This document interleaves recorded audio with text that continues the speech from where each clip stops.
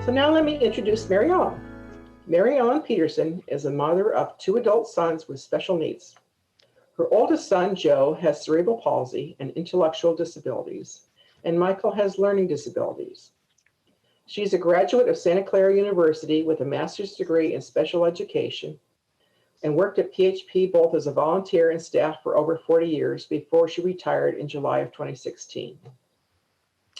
Welcome, Mary Ellen, and thank you for joining us today. Thank you. Thank you for inviting me. Good morning, everyone. Thank you for being part of this Strengthening Families Through 5 Protective Factors. And I'm really going to be talking today also about COVID-19 and how it affects our families, especially with the social distancing, having to wear masks, and being isolated, being in our homes, and what that means to our children and what that means to families. The first slide that you see talks about strengthening families and the 5 protective factors. And these have been around for a long time. The definition of strengthening families, and I know that you're all out in the field working with families every day, that you are strengthening families, that you're valuing what families are doing, that you're looking at families and encouraging them, that you're supporting them, that you're making them feel really good about the choices that they're making, that you're supporting them in their lifestyles and helping them be positive and competent in their choices so that they feel that they can raise children, especially children with special needs, so that they feel very good about how they raise their families. And when they feel positive and valued, then they make good choices, then they are competent parents. So strengthening families comes out of a framework of looking at of protecting families, and there are core protective factors that everyone can understand and recognize in their own lives, and they're called protective factors. And what the protective factors do is that they provide like a safety net around the families, around children, and so that when events or when conditions or when things come up that expose children to trauma, expose families to adverse situations, expose the whole family to a disaster like COVID-19, then families and individuals learn how to respond in a healthy way, that they're able to find positive ways of responding, and the outcomes, despite the adversities, become healthy. And so families learn how to survive despite whatever happens to them. So looking at positive factors, that means events, conditions, characteristics of children and families in the broader environment. That means our environment around us, our community, that increases the individual's chances of having healthy development and positive outcomes despite exposure to significant adversity. Okay, let's go to the next slide.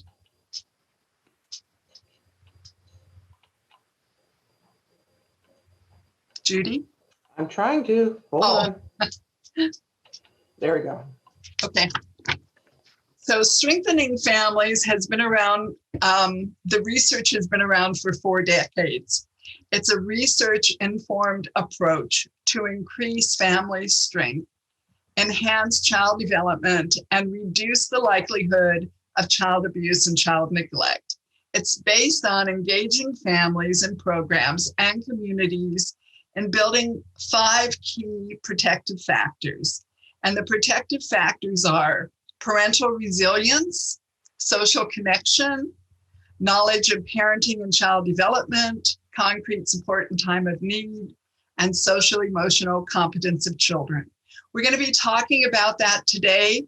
Those are the 5 protective factors. 4 of those directly relate to the parents or the caregivers, and 1 is specifically related to a child. At the heart of strengthening families is about how families are supported to build those key protective factors that enable their children to thrive. It also enables the family to thrive. The 5 protective factors are the foundation of strengthening families. They also offer a framework for changing systems, policies, and practice at the local, state, and national level. So when we talk about the 5 protective factors, I often like to equate it to like the food pyramid. We all know what foods agree with us and what foods are healthy for us. Some of us eat more protein, some of us eat more vegetables, some of us eat less carbohydrates and less fats. Those all can tell us what we need to lead a healthy diet. The five protective factors, some of us do really well with social connection. Some of us really know where to find support in time of needs, but maybe we're not as strong with parental resilience, or maybe we don't understand all that we need to know around parenting children or around parenting children with special needs, or even what emotional, social competence of children really means. So we're going to be talking about that more in depth today. Okay, let's see the next slide. The good news and resilience. The good news is that over 4 decades of research on resilience shows that the protective factors can buffer children from harm and increase the chances that they adapt positively to adversities such as COVID-19 pandemic. Families and communities can work together to promote protective factors. And resilience, what is resilience? Resilience is the process of managing stress and functioning well, even when faced with challenges, adversity, and trauma. Okay, so let's stop for a minute and let's think about something in our lives when we were stressed, when we didn't know how we could, when we felt really overwhelmed, when we were challenged, and what we did. How did we survive? I remember I started off in 1975 in one of the first early intervention programs in Santa Clara County. And I couldn't believe my son had disabilities. He had cerebral palsy and he looked normal, and he was an infant. And I just kept holding my beautiful little baby and thinking, oh, they must be wrong. They must have not gotten the diagnosis right. How could this beautiful little baby have cerebral palsy? He's okay. But I went to the program, and I was in a program with lots of little babies that had multiple disabilities. Some were very severe. And I kept looking at my little baby and thinking, oh, we must be in the wrong program. Somebody made a mistake, but I'm going to stay here because I have nowhere else to go. And I'm meeting some really wonderful people. So I stayed in the program, and but every day I go home and I think, what am I going to do? You know, somebody made a mistake. He's just a perfectly normal little baby. And I ended up putting a poster on my wall that showed this flower blossoming into, it was a flower that was beginning to blossom. And it looked like it was kind of unfolding, and it was a beautiful little flower that was opening up. And underneath it said, and I'll never forget, and this was 45 years ago because my son just turned 45 in August, it said, someday I'll burst my bud of calm and blossom into hysteria. And at the time, I was a single parent. I was doing this as a single parent. And I thought, I really don't know what I'm doing. I'm doing the best I can, but I must not be doing something right because they have us in the wrong program. But every day I'd walk in and I'd see that poster and I'd say, okay, one day I'll burst my bud of calm and I'll have my nervous breakdown, but right now I can't. I have too many things to do. And so that was I guess I was coping. I was building my resilience. I was managing my stress. I was still functioning. I may not have been functioning as well as I could have been, but I was handling what I needed to handle. And, as he got older and he missed his milestones, his developmental milestones, I began to see that he did have disabilities. So, and by then I had made some friends with the other parents. We had started the Parents Helping Parents support group, and I was on my way to having more support and coping better and functioning well. So, as I said, resilience builds up over time. It doesn't happen overnight. And it's a way of managing stress, functioning well, handling challenges and adversity without falling apart. All of us do it differently. It's important to find out ways of coping and handling stress in positive ways without any kind of turning to drugs or alcohol or violence.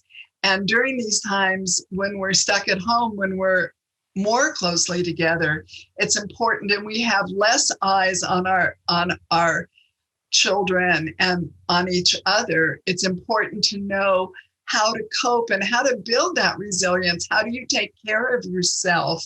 How do you look at building that strength inside? How do you feel good about yourself so that you want to do what's right? You want to take care of others around you. And that's very important, especially during these times of COVID-19. And then the last one, the primary factor in a child's recovery from any adverse or traumatic event is the presence of a sensitive, caring adult. And if the adult is having a difficult time dealing and coping, then the child is going to have a difficult time. It doesn't matter what kind of special needs or disability the child has. They are very sensitive to the environment and people around them. So in order to support the child's healthy development, especially during COVID-19, you really need to support the whole family, and you need to maintain, whatever it is that the child needs and what the family needs to feel like they're doing okay during this time, which means building on their resilience, making them feel that what they're doing matters and that they're keeping their connections. And resilience really uses all those other protective factors. They use the concrete support in time of need. It builds on social connections. It builds on knowledge of parenting a child. Because if you know what the knowledge of the developmental stages of children, then it helps you be more patient and more confident in the steps that you take when you're raising your children and you know what to do. So all of those are so important. And if you're working with families, one of the best things that you can do is really listen to the family, not go in with what you think that they need to be able to do to survive this time of being at home and being in an environment when they're with their children all day, but to listen to see what they really think that they need and to support them in finding opportunities to meet their needs. If they need some time alone, find out ways to support them in having their own time. If they need to have some quality time with each of their children, help them develop a schedule so that they can have quality time with each of their children, whatever it needs. But families will tell you what they need, and they will, if they feel the trust in that relationship, they will let you know what it is that they need to be supported during these times when we're more at home, when we see less people, because just because we're social distancing doesn't mean that we need to be isolated. We really don't need to be isolated. We need to be connected with each other. Okay, let's look at our next slide. And it specifically talks about COVID-19.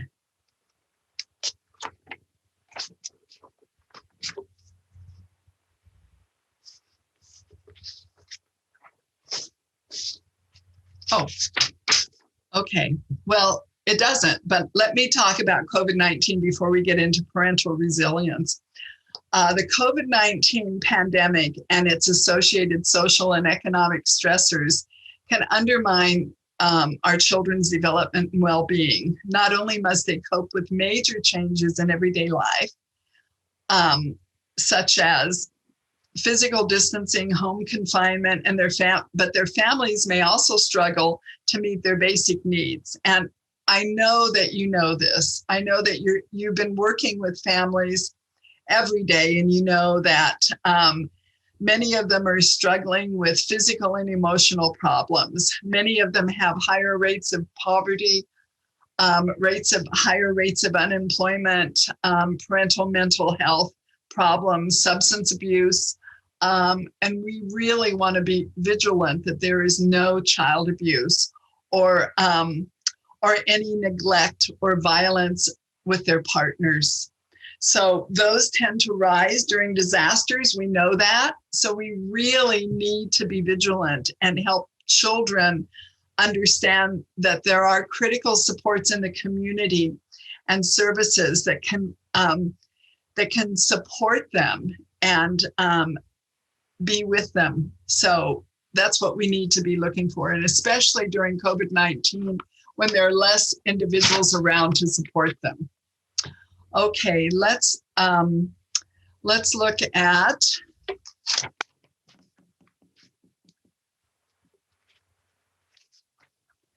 parental resilience. Parental resilience is the ability to recover from and to be strengthened by a difficult experience. It means finding ways to solve problems, building and maintaining trusting relationships, including relationships with your own child, and knowing how and when to seek help. When my son was an infant, we were in the infant program, and I remember I told you he had cerebral palsy, and the neurologist, he was just this beautiful little baby. He was about 5.5 months old. And the neurologist said to me, and this was in the 1970s, so it was a long time ago. The neurologist said to me and said, your son will never walk, your son will never talk. He would be better off in an institution. And in those days, they had institutions. And especially since I was single, they didn't think that I would be able to raise my son by myself, that I would be able to work and be able to raise my son by myself. And when I looked at my son, I saw this beautiful little boy who looked pretty normal. He was a baby. I didn't expect much from a baby. So I just couldn't believe that he had no future, that he would never walk, that he would never talk, that he had no future. So luckily for me, they had just started in 1975. They passed 94 142 or 145, something like that, public law. It was a federal law that said all children were entitled to an education, and they were starting off in Santa Clara County with an infant stimulation program, and we qualified. And so that was where I met a couple of other I'm sorry. Bella, stop. I have my shelter dog with me in my room. That's where I met a couple of other women who eventually started Parents Helping Parents. And so I never needed to put my son in an institution. I was able to manage him. And he did have significant disabilities. He did learn how to walk at 6, and he learned how to talk at 9. And I always tell people that you have to be careful for what you pray for, because he's a nonstop talker. He talks to everybody about everything. It's difficult to always understand him, but he does talk to everyone. And he lives in his own place with 24/7 care. He lives in supported living, and he's a delightful man now. But if it hadn't been for Parents Helping Parents, I might have put him in an institution if I hadn't found the support I needed. And if I hadn't just not heard what everybody was telling me that he wasn't able to do. And if I just hadn't heard that, I didn't hear it. I just kept looking at him thinking that he could do more. And he did. He did more. And so that proved to me that I could do whatever I needed to do to be successful. I mean, I started off small. And once you are successful in small things, then you know you could do almost anything if you put your mind to it.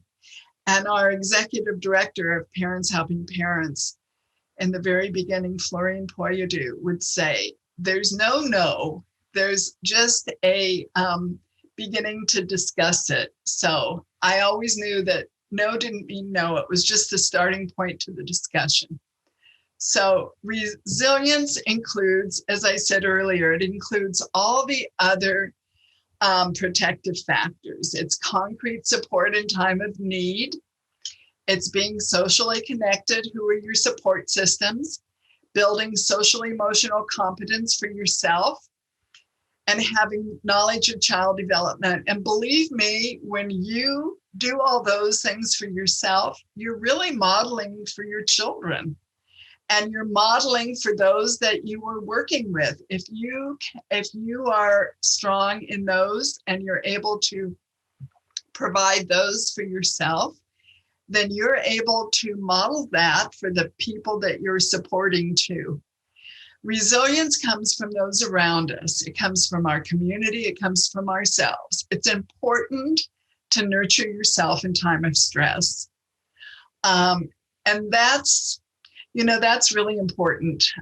When people ask us how we're doing, it's okay to say that we're having bad days, because it's not always good. And if we're having a bad day, it's okay. What are we doing to help us get out of that bad day? Do we have a plan? Do we have something to look forward to? Do we have a night to soak in the bathtub, to read our favorite book? Do we do meditation? Do we do yoga? What is it that we do to nurture ourselves? Because if we let ourselves go, if we're always so busy taking care of everybody else, then after a while, we have nothing to give to others. And we really need to take care of ourselves, because if we don't take care of ourselves, then we have nothing to give to others. And researchers have concluded that, and this is really so important, that how parents respond to stress is more important than the stress itself. It doesn't matter that you stubbed your toe and your toenail's hanging off, or you cut yourself with a saw and you have to run to emergency. It's in determining the outcome for themselves and their family. The way you respond is more healthy and favorable for yourself and your children. And it promotes resilience. So if you start screaming and yelling just because you stubbed your toe, what are you going to do when you cut your hand when you're using a saw? You can't, if you're going to go crazy with something little, how are you going to respond when something really big happens?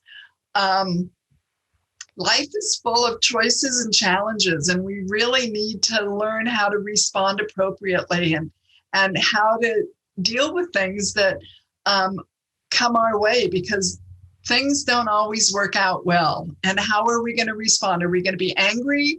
Are we going to be resentful? Are we going to be grumpy for the next hour or two? That doesn't suit us. It doesn't suit our children. What message are we giving? That doesn't help us have a healthy, favorable outcome. It's not our altitude that's important. It's our attitude that's important. And how you respond teaches your children how to handle difficulties and be resilient.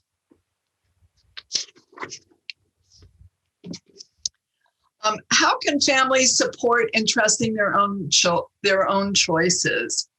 Using a strength-based approach, and I know most of you know the strength-based approach is to help parents and caregivers feel valued by acknowledging and encouraging their choices as competent and capable.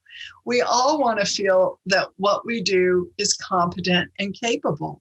Parents who realize they have the ability to face challenges, to face adversity and trauma competently, make good choices and are likely to achieve healthy, favorable outcomes for themselves and their children. If we believe that we can make a good choice and we're competent, then we're much more likely to talk to a professional and tell them really what's going on. If we don't feel comfortable and competent about our parenting, we may not really tell a doctor or a nurse what's going on at home because we don't want to be viewed as a bad parent. We're not comfortable in our parenting. When parents realize they have the ability to competently make good choices, that reinforces their feelings of resilience, and that has a positive effect on their parent-child interaction. Parents have the emotional energy, and it's really important. We need that emotional energy to nurture their children, and the child feels secure and develops an emotional attachment to the parents that fosters the development of the resilience in the child themselves. So that when children experience stress, they have resilience to deal with it. They know how to deal with it. They don't fall apart. They've built up some resilience because they feel nurtured, they feel safe, they have an attachment with a parent that is stable, that is mature, that doesn't fly off the handle every time something happens. Parents model and children learn from their parents. So we're still talking about parental resilience. So, and if you look at, I could ask you, what happened to you this morning? So many things probably could have happened or may have gone wrong. You may have had to deal with some life insurance or some medical insurance, or maybe you're moving, or maybe your children are at home and you had to set up their school program for them so you could attend this webinar. Being a parent is stressful. Maybe you're caring for elderly parents. Maybe there was a death in the family. Maybe there was a marriage in the family and you had to decide whether you could go, whether the whole family would go, whether you would just see it on Zoom, how you would deal with it. Maybe there was a change in your job status. Maybe someone lost their insurance. And there's natural disasters. We've had that fire with smoke. So for 30 days, our sky was not blue. And there's hurricanes and there's floods, there's COVID-19, all these things happen. So in life, things happen to us. We need to build resilience. So my question to you, and you can think about this or you can answer it or you can share it with your friends. Where do you draw your strength? What do you do to take care of yourself? Two things to think about. What do you do to take care of yourself? And where do you draw your strength? So think about those because those are important. We need to have a place that gives us strength. I'm religious. I believe in God. And so I feel that my strength is in my beliefs and that I'm never alone. That gives me lots of comfort. Okay, we're going to go on, talk about the next protective factor, which is social connections. People need people. And so social distancing does not mean social isolation. Several research studies have demonstrated that both for moms and dads, high levels of emotional, informational, instructional, and spiritual support are associated with positive parental mood, positive perceptions, and responsiveness to one's children, parental satisfaction, well-being, and a sense of competence, which lowers levels of anger, anxiety, and depression. So that whole thing, I underline that because that was so important. When we feel connected, when we have people to go to, we are going to feel positive. We're going to be more responsive to our children. We're going to be satisfied. We're going to feel like we have some competence in dealing with things that come along. We're going to get less angry. We're not going to be as anxious. And we're certainly not going to get depressed as easily. So for emotional support, that's affirming, empathetic, and non-judgmental. We all could use that. And we can give that, don't wait for someone to give it to you. Give it every day. We should be affirming others and letting them know how important they are in our lives. Informational support. Who do we know that we can share if people want information on a pediatric dentist, a parental class, where to go to just get the Best Buy on mayonnaise or something, instrumental support. What does that mean? Providing transportation, financial assistance, links to jobs. Where can people go for information on that? Spiritual support, providing hope and encouragement, and constructive and supportive social connections help buffer parents from stressors and support nurturing parenting behavior that promotes secure attachments in young children.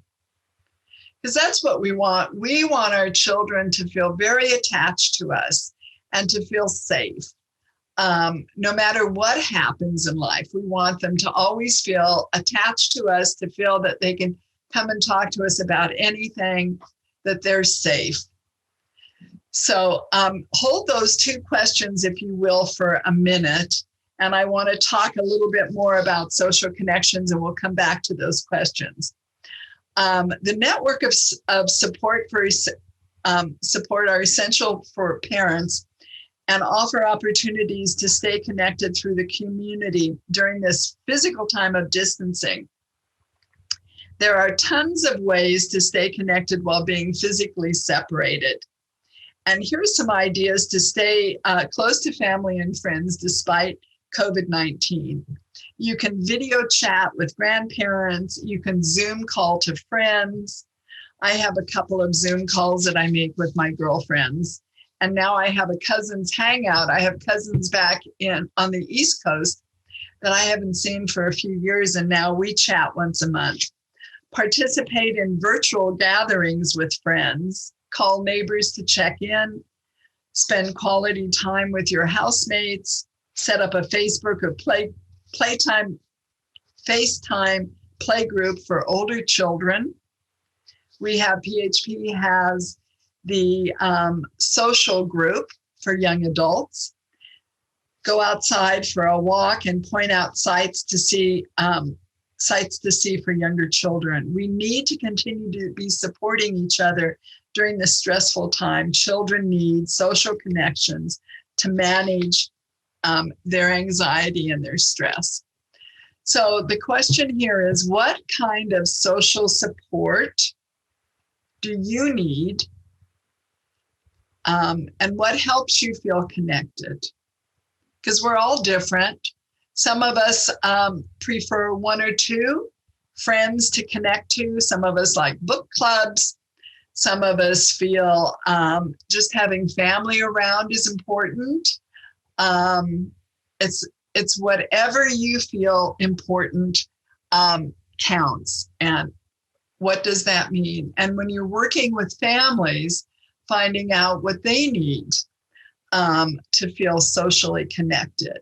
Maybe they need to be connected with other families that have children that are similar to their children. so that they're not feeling isolated. Maybe there's a way of doing a play group online. I'm sure PHP has lots of choices for that. So, Brenda, could you share a few things from people that commented in chat about that? Sure. Some people share, I always take time for myself, whether it's a bath, a massage, or just time for tea and a book. Another person says setting boundaries and setting realistic expectations for myself personally and professionally. Another people says I try to make space for myself by going to the movies or listen to music. Another people says my strength comes from my faith and family, and self-care helps me to reflect on how to see issues in a positive light. Another person says, for me, my family, my daughters, and I feel connected when we integrate all together to cook or watch a movie. oh, very nice. I like all of those were wonderful, wonderful ways of feeling connected and having that social support we need. We really are people that need each other. We really need each other. And during this time, it's more evident than ever before. So, and telephone is a great way of staying connected too. Even if you have the iPhone or another phone, you can do the face-to-face. So I find that is so rewarding too. So thank you all for sharing those. Did anyone have anything to share around resilience? The feelings of building up resilience?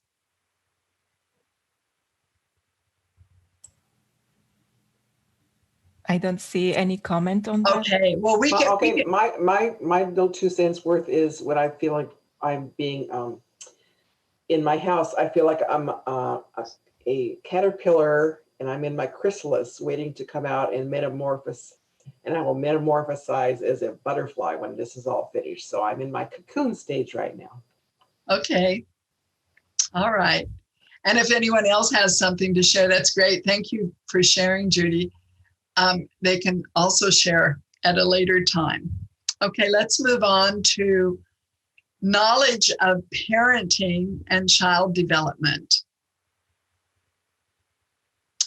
Okay, understanding child development and parenting strategies that support physical, cognitive, language, social, and emotional development, building confidence in knowing what my child needs as they grow and develop.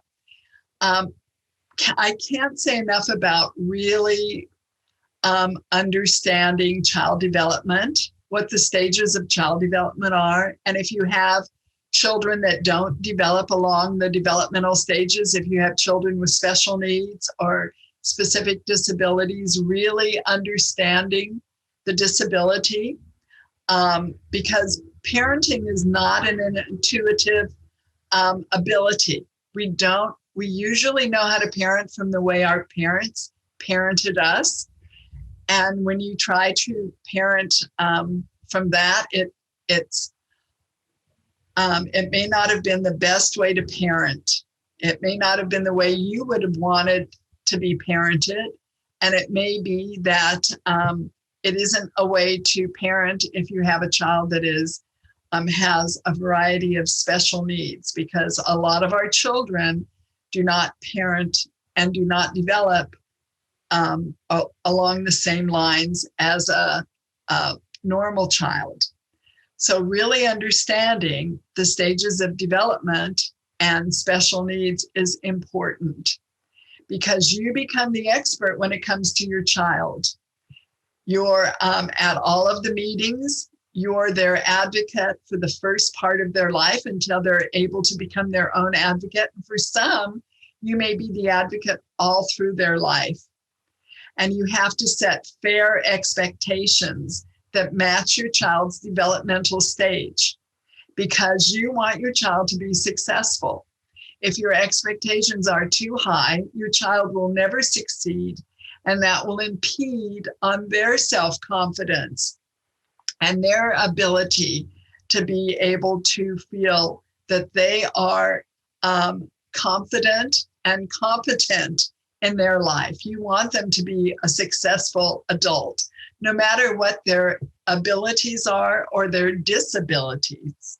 So, and you want to build in compassion and creativity in your child.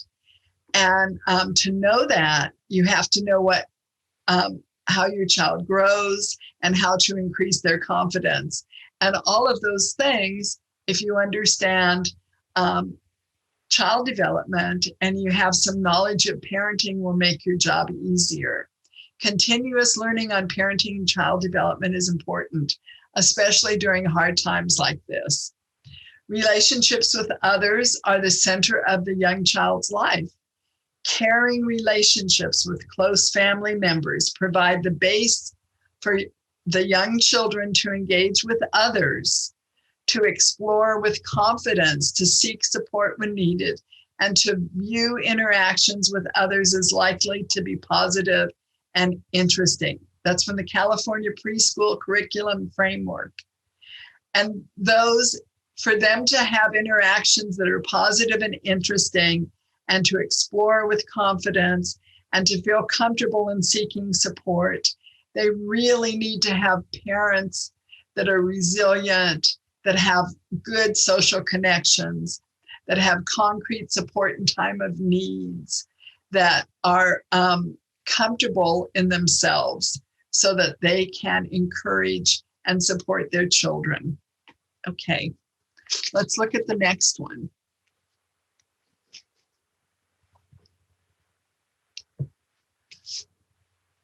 Parenting styles, before we get to this one, I just want to share with you something I've learned, and all of you know this. Our parenting styles differ. There's no one right way to parent a child. The way I parent my child may be very different than the way you parent your child.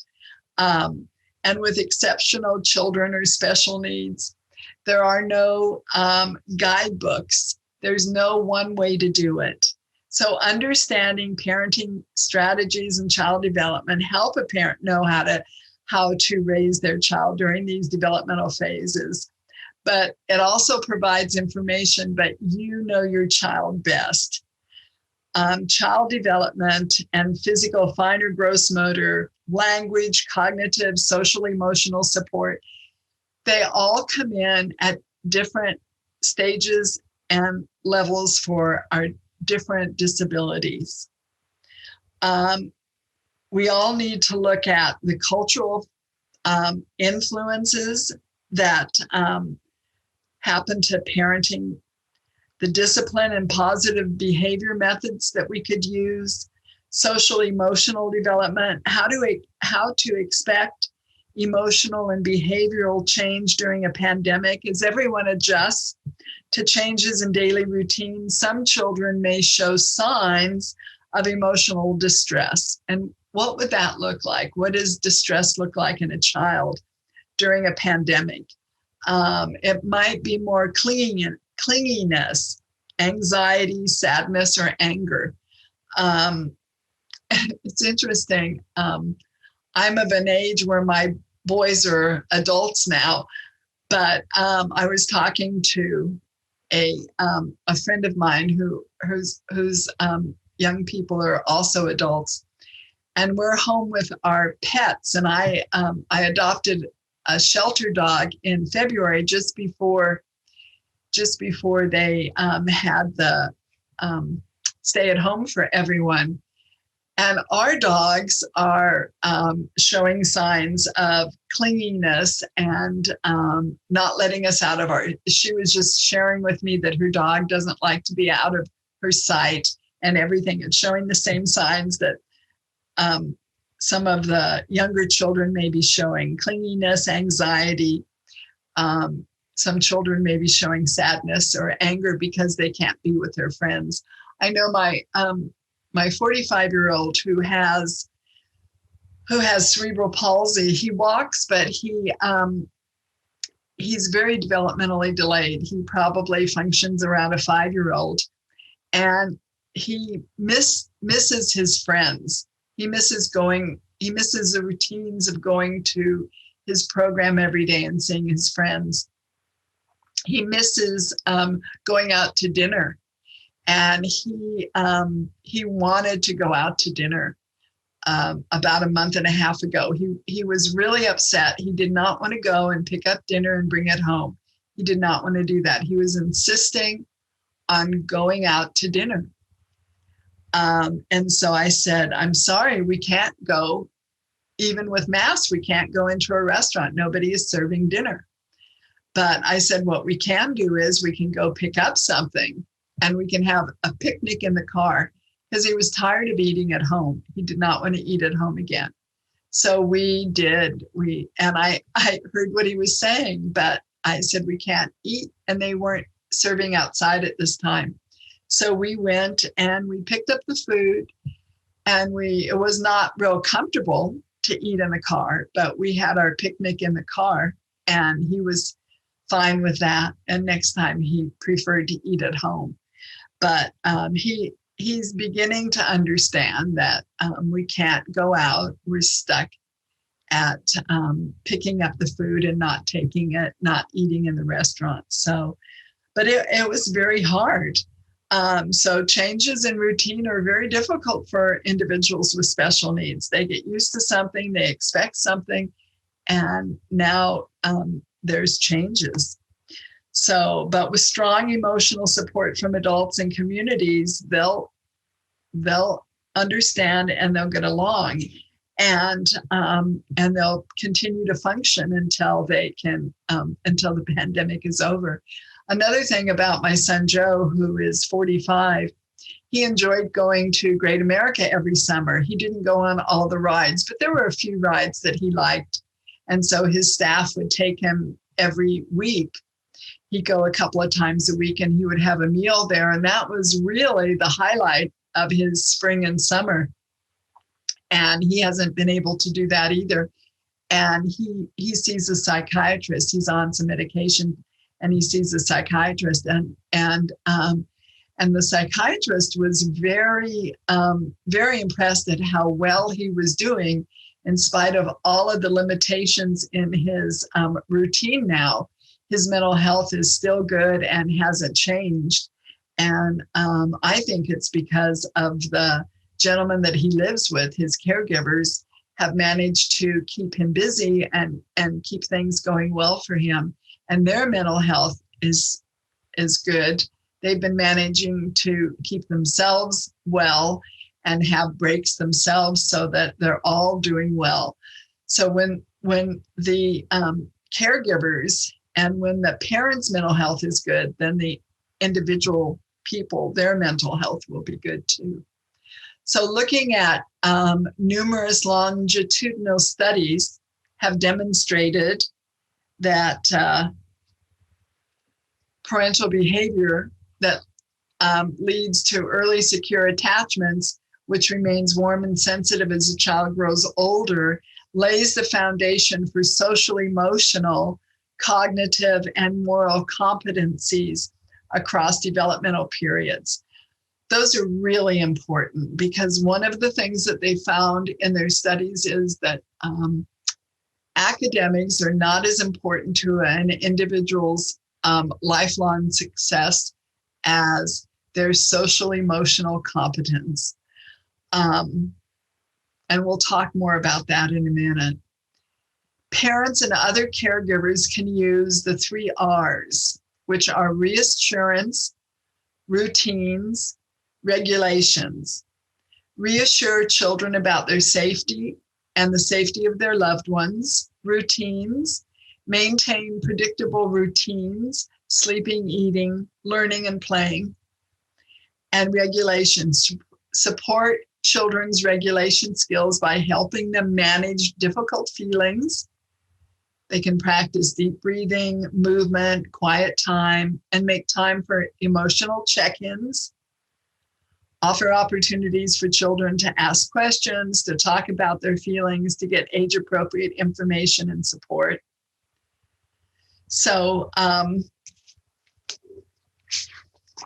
we can talk about what does what does your child do best, and what do you like about your child? And how do you continue to learn about child development? Those are some things that we can think about.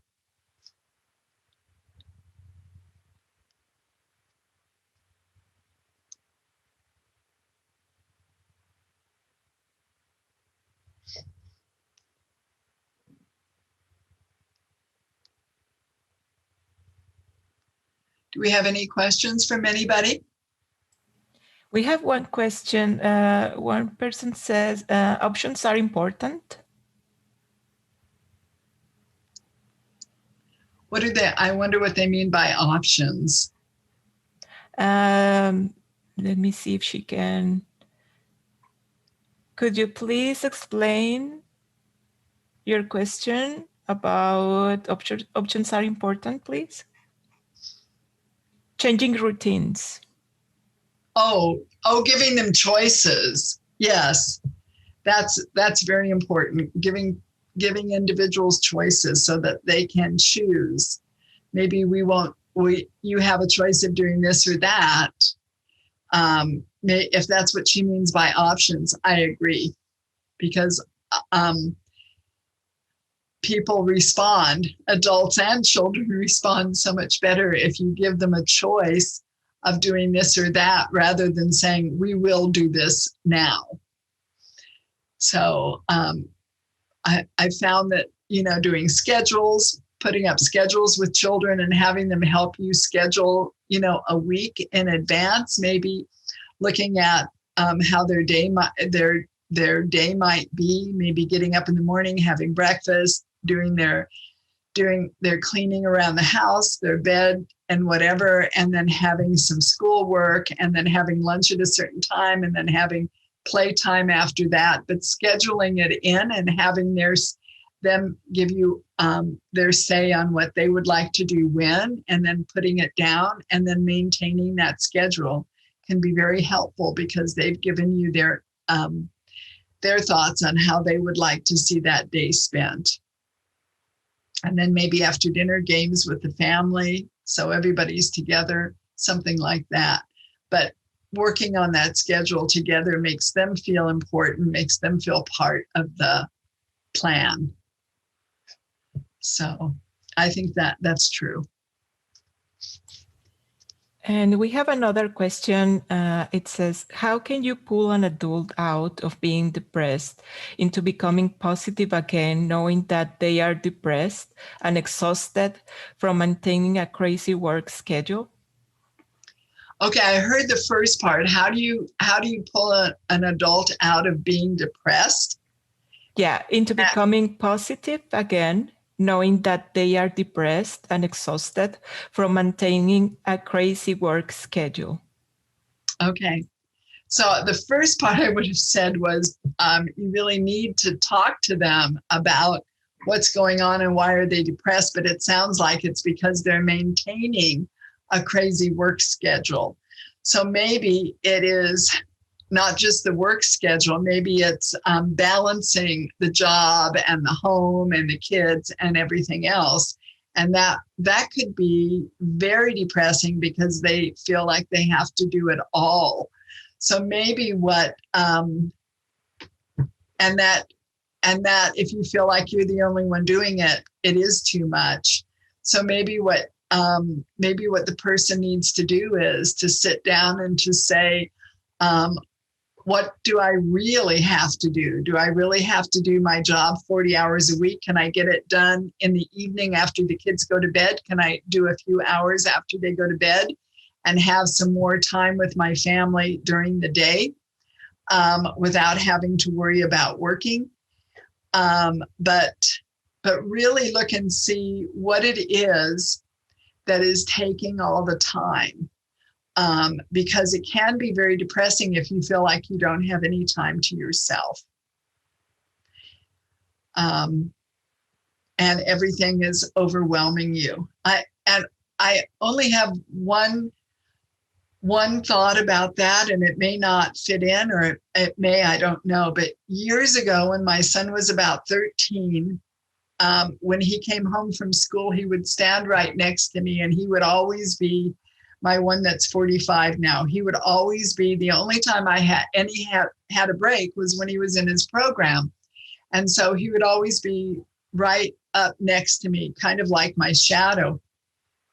I couldn't even talk on the phone with my girlfriend because he would be right in my face. So I was complaining to her one time that he was always in my face. I never had any space. And he needed help with toileting. So I was always with him from morning until night unless he was at his program. And so she said to me one time, and she says, well, you're not really with him. He's standing there, but you're talking to me on the phone, and you're cooking dinner, and you're doing all these other things. You're not even paying attention to him. He's standing there, but you're not even giving him any personal attention. And so she says, give him attention, and then he'll leave you alone. And so what I did was, the next day he came home, I said, Joe, you have 15 minutes of my time. I'm going to put the timer on. Whatever you want to do, I'm yours to do that. So we put the timer on for 15 minutes, and I sat with him, and I don't know what we did. Maybe we did a puzzle or something. But after that, I said, okay, the timer went off. Now I have to go cook, or I have to go do this. And he let me go. And we did this for, maybe I put it on for another 10 minutes or something after the first couple of days. And then he had enough time and he was fine. But after about less than a week, he didn't even last for 15 minutes. He was ready to get up and go. He was tired of me. He'd had enough. He didn't want any more face-to-face time. He was fine with just a couple of minutes of my time. Then he was off and going back to his room, listening to his music, doing other stuff. But it was just that I hadn't given him quality time. So I don't know if that will help, but maybe you need to look at your life and see where you're putting your time. And if you're trying to multitask when you do things, maybe you just need to be focused on one thing at a time and not feel overwhelmed, and make time to do that one thing at a time. And call in people around you. Use that social connections.